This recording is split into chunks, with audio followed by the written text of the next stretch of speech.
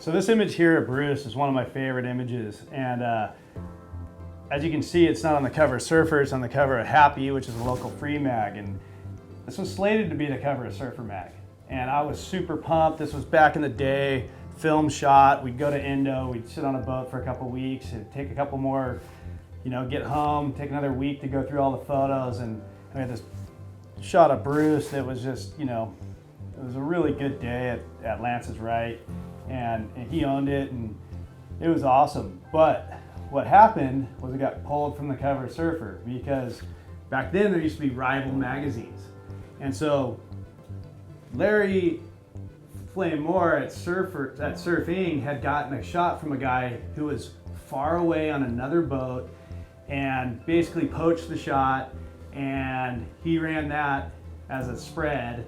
And because there was this surfer wars at the time, and it killed my shot of Bruce on the cover, which always pissed me off to no ends to this day. Like I grew up on the same beach as Larry, and he got photos of me. My parents have photos that he took of me hanging on their walls, but I was always super freaking bitter about that. And that happens, and I'm sure,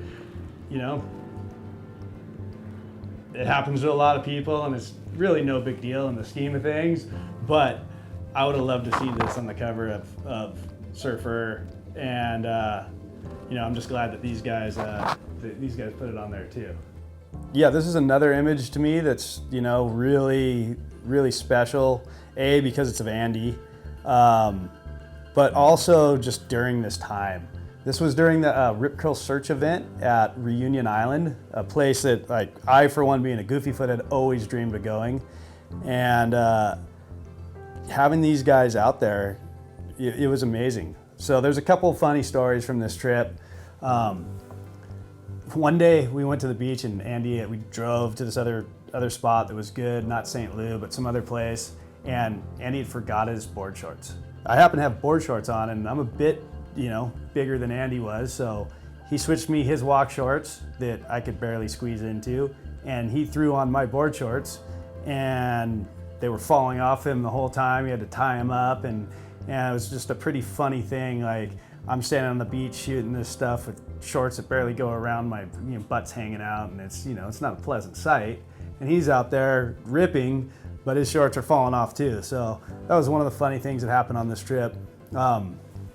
This particular day was just down from St. Lou at the Turtle Farm, I believe.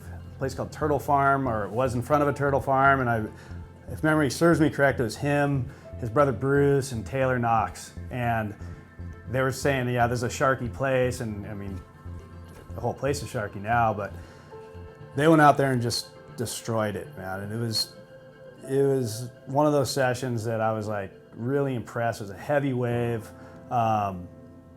Taylor Knox, I remember, got real cut up. His back got cut up.